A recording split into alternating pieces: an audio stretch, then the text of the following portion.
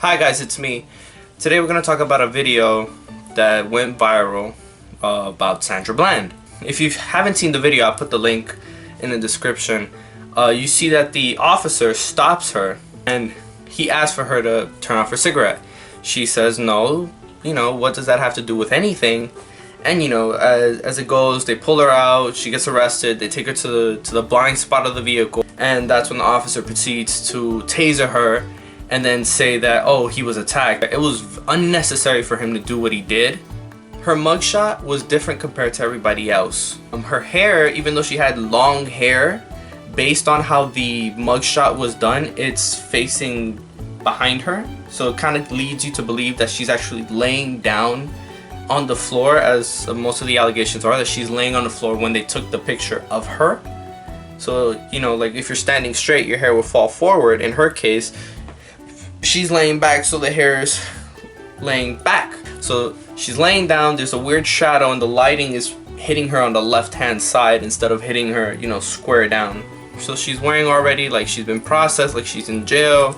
But usually when you get booked and you have your picture taken, I'm speaking on personal experience and people who I know, you don't usually get the uniform. They just click, they take the picture with you with the clothes that you're wearing at the moment. Her shoulders, like when you stand up straight, there's like, you kind of tell it's straight, but when she's laying down, it looks like her shoulders are leaning backwards, like they're leaning against the floor. Now, speaking from personal experience, when you're in a cell, there's nothing that isn't drilled or cemented to the ground or to the walls.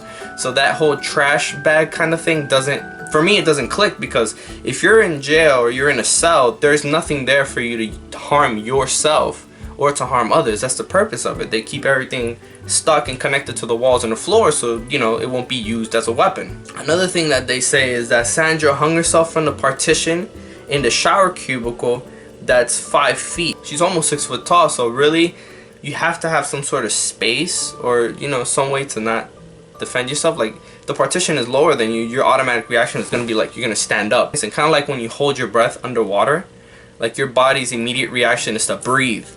Same thing when you suffocate. If you have enough room, like if you can stand, your body's first reaction is to kick and stand and protect itself. They're saying that there were cuts on her wrist, that she was suicidal, and so ultimately she did it to herself. She killed herself. Okay, let's just say she did.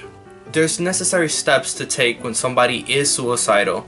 You have to check up on them every hour. You got to make sure that there's no harm done to them. Take off their shoestrings. Take away everything and anything that could be used as a weapon against themselves. So, okay, let's say the officer didn't kill her with the taser, and let's say she did kill herself. Well, then you guys should have taken precaution and the necessary steps in order to make sure that this lady was okay, and this lady would not harm herself or kill herself. Which, unfortunately, you guys were irresponsible to not do such a thing and let this woman die. Whether it was her fault or whether they did it or whatever the case may be, it's very unfortunate that another life has to be under the controversy of police brutality. It's a very sad thing to see us as a country get desensitized by the unjust and the cruel act that the police officers have done over the past few years. It's scary. It sucks. I mean, honestly, it sucks. We're raising our teens and our future children of color to be afraid of the police. And it sucks. It's terrible that we live in a society that's what happens. And the threat of you losing your life, it's real. Over a fucking cigarette, and 3 days later we have a dead woman that nobody is responsible for.